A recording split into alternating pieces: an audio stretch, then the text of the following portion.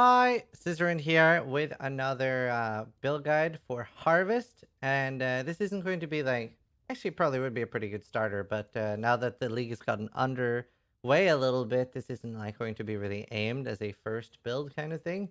This is basically a build that I ripped off and stolen from another Twitch streamer called Nugian. Don't tell him about it, because he would be mad. No, I'm just kidding. But yeah, a good friend of mine, I Nugi, cannot do this yet. I think I don't know if he copied somebody. Someone said Quantric did this too, and I know like DS Lily and Crying and a few others, and I think Alex playing it now too. So it's a lot of people playing similar builds with Bladeblast and Bladefall. But either way, I was looking at Nugi when thinking like, this does look good. The reason I started doing it because I had a few cool items for the build, helmet enchant wise and stuff. So it's a Bladeblast Bladefall build, and then yeah, it looked really solid and a cool thing to show off with, because I know a lot of people are struggling on doing like Spellcaster Marauder. So I was like, this is going to make a really good play with me. So we've already done a play with me for this. So if you want to see like exactly how to level it, it's like I think it's a pretty quick play with me too. Sometimes they're up to 6 or 7 hours and include the starter mapping, but I think it's only 3 hours. So I sort of rushed through everything. So you can see like exactly how I level, where I put points and stuff. And we will try to do like a step-by-step POB for this, which should be very easy to make. I actually leveled with the Thurl Knives, and honestly, it was pretty great to level with, especially having like +1 gem level ones. And I was expecting to have to go to Blade Vortex for a lot of damage, but I used Val Blade Vortex for bosses, and then also Blade Blast Spitefall once I got that for damage on bosses, and it was a breeze. It was very, very fast to level with. And the Thurl Knives was just really, really nice. I like unleash an EK and just like brah, brah. Really, really fun. So pretty happy with how I was to level with, and strength wise and stuff. It was very, very easy. I also leveled on a foiling. I didn't use like much twink gear. I basically had like 5 to 10 KLs worth of gear, and it was a breeze to level with. So if you have even more, or like I didn't even use a tabula.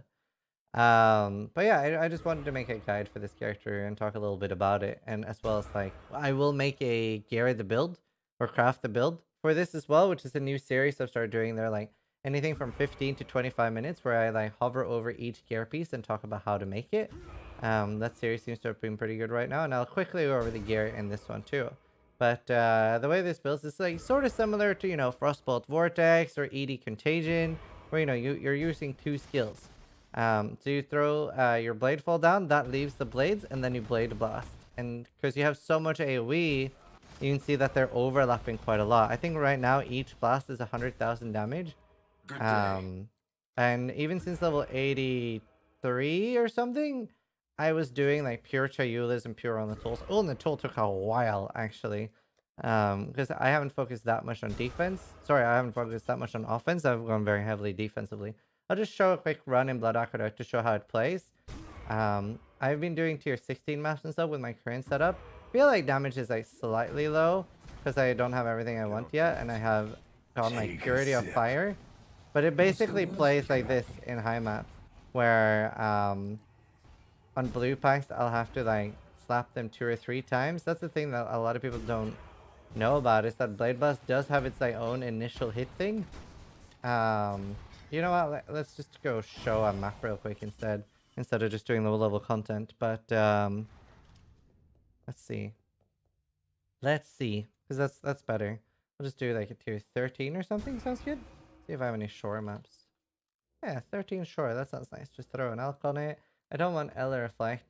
EE. I mean, that's a pretty big damage decrease for the build. It's like, how much fire rest do they get? Plus 25 fire rest. So this is pretty annoying. Pretty annoying for the build's damage. Especially once we get some frenzies going. If I ever am struggling, then I can just use, Bladefall, and that'll 100% take care of anything. Getting Arcane Surge, which I just switched to, helped a lot as well. You can see that usually, and rares quite frequently die in one hit. Gotta remember, like, this is like 25% more fire rest for the mobs.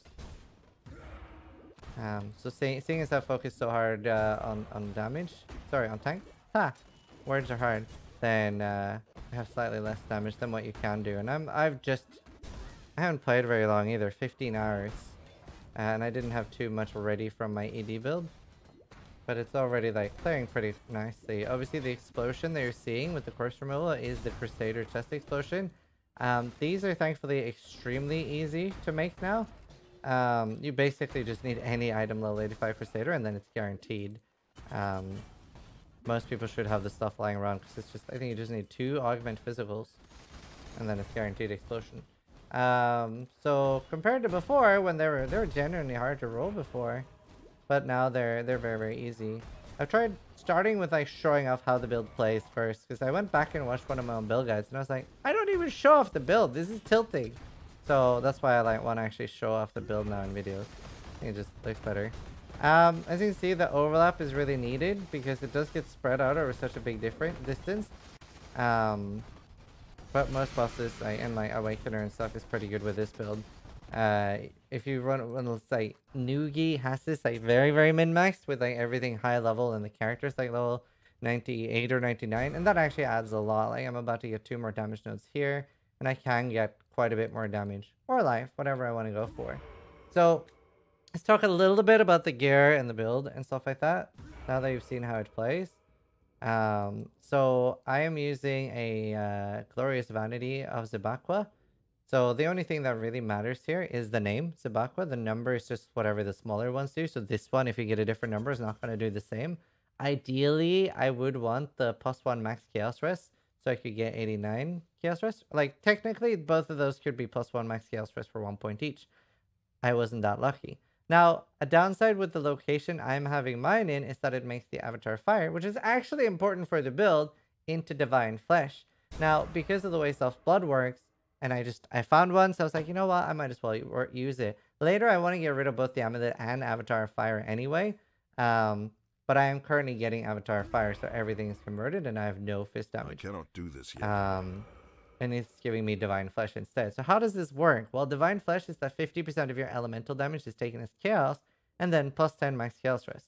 And I'm also using a Born of Chaos, giving me +3. Sadly, these are only elemental resistances, but yeah, I have 88% Chaos Rest, and then 80% Fire, 75, 75. I can get more Fire as well, which wouldn't be bad. The reason I'm doing the Fire stuff is I don't have that much Fist mitigation right now. I have the 5 Endurance Chargers. Then on top of that, what else do we have? Well, 10% of Fist damage taken as fire damage here. Then I have a Watcher's Eye, going 10% Fist damage from hits taken as fire damage while affected by Purity of Fire. And I'm doing Purity of Fire. On my helmet, 8% Fist damage taken as fire. So 28% currently, and you can do 10% more on your chest or 15%. Then that is all taken as fire damage. So it's taken against my 80% fire instead of my like fairly low fist mitigation. So that's quite nice. And it works with degens too, and it helps with like any conversion stuff. So that's like the big thing here. So an example of how it helps with conversion is, for example, Shaper doing the cold balls, right? They have penetration built in, but the half of the damage here being taken as chaos, then half of the damage won't penetrate. That's why it's such a big defense, and you'll notice it really hard against Shaper or Uber Elder when the Shaper does the balls in the Uber Elder fight. So that's why they're like so extremely tanky and makes characters like really, really great, really great for hardcore and survival. Sadly, the fist damage that we take as fire cannot be taken again as chaos, so it doesn't do like 2 conversions, sadly. So it's not completely OP, just slightly OP. But yeah, it's nice. We're also we're max block. You see that we're 75, 75. Wonder if I can start getting rid of spell block nodes. Maybe not. I'm not sure. Let's see. I can save a point there. So I can like try to min-max it a little bit further, especially if I get a better shield. So oh, and this is pretty crucial. I want to talk about this before I start talking about gear. Conjured Wall and Mage Hunter. This is like, for a lot of builds, the best way to get spell block cap. It's 6 spell block here and then 4 here. So that's 20 spell block with Glancing Blows. And Glancing Blows is very, very powerful. The thing that makes it even stronger is once we get an actual rare shield with life on block, which I'm going to make out of this one that has res as well. So spell block and life on block, then I can start removing some block nodes, and that'll be really nice. Currently we're using Red Blade Banner. This makes my Enduring Cry, instead of 8 seconds, it puts it down to 4. And then with Second Wind, especially if I get percentage quality on it, then I'll have like 3.1 Enduring Cry. So that means 35% or something of the time I'm Enduring Crying. You can see that the buff is going up to 2.5k life. That's actually going to be a lot more in mapping because we're getting 50% life recovery rate here. I'm going to do a Warlord or Elder Belt. I'll be doing Warlord with even more life recovery rate there too. So we should hopefully get 3 or 4k life regen. I actually tried just like putting on Righteous Fire to see how that was. And yeah, like on softcore, that, you know, you could actually do that. You could actually very, very easily do that because you're out regening it for sure. And then things like the plus max all rest there would be even stronger, obviously, because you want, yeah, more fire. So in softcore, that would be, I think, yeah, 38% more spell damage. So it's considerable. I'm using Val Righteous Fire just as an extra damage thing right now that I just throw on for bosses. But yeah, it's pretty great. So yeah, the Shaper Shield, life on block and spell block is what I would want there. Xophs Blood, I want to replace this.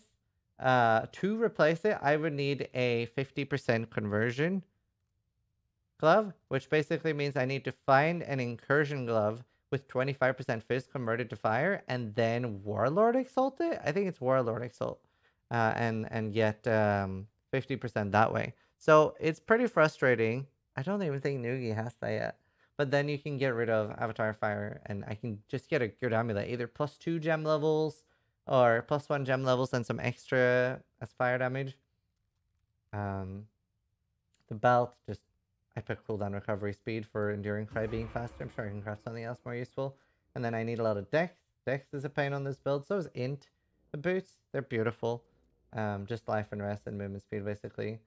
Flammability on hit ring. These are very easy to make because if you craft fire res, say you have, I don't think there's any prefixes this can have, but if you can craft fire res on a warlord ring and then augment with fire, and it, like, you know, say it has full prefixes already, the only suffix that it can hit is flammability on hit. So it's very easy to make these. This is just an unset ring. I'm going to replace this with Hysteria Essence rings eventually. So that's like 10% more damage on everything, even my Fizz Explosion. And yeah, the amulet definitely want to replace. This is kind of important. Sorry. This is kind of important because the conk effect in the helmet, while it doesn't actually increase the bladefall damage, it makes it that they clump up more. The less AoE you have, the smaller area it goes in. That's also why I keep my spell cascade at level 1, is if you level it up, it gets smaller penalty. And I don't really care about the damage of the bladefall so much anyway. I'd rather just have as little AoE as possible. You can see that overlap is pretty big, right? They're very, very big now, especially with the enchant that I managed to get. This, so nice. You might see some people doing +2 gem levels. That's worse than this. Same with spell damage is also worse than this. Fire damage is so good because it's going to affect the this explosion. This obviously wouldn't be affected by spell damage because it's not a spell, but it is full fire damage with our conversion. So that's incredibly strong. And then what I did was I did fire damage, and then I augmented it, got some random ass suffix. Then I just figured the weapon's important to talk about. Then I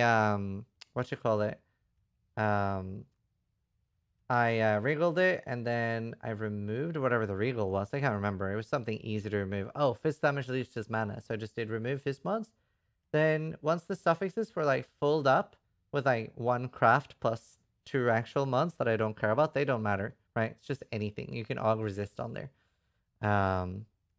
Then I did I crafted cannot roll attack mods, and this is very important. Then I augmented physical. Then I hit I hit 13% fizz damage as extra fire. Then I did remove fizz, add fizz until it hit the fizz damage as extra fire on tier 1. And that's really nice. And then the next, after I had that, then I just did augment physical. And that's guaranteed +1 spell gems when you have cannot roll attack mods. Once that was done, I did prefixes cannot be changed, scour the suffixes with just a scouring orb. And then I crafted crit, I crafted spell crit, and then I augmented caster mods. And that's the only thing you can hit. I got lucky with tier 2 cast speed. And then I'm not sure what I'm going to do with the last suffix. I might do augment with influence modifier and try to hit fire exposure. I'm not sure. Ooh, sorry, long day. But either way, this is really nice. And I can divine it slightly higher as well. You can see that we have trigger socketed spell when you use the skill. In my Twitch channel, if you write exclamation mark trigger, it shows how you can easily get that craft if you don't have it already. Then I have Tempest Shield, Wave of Conviction, and Cold Snap. Cold Snap is for frenzy charges. Wave of Conviction is for more damage.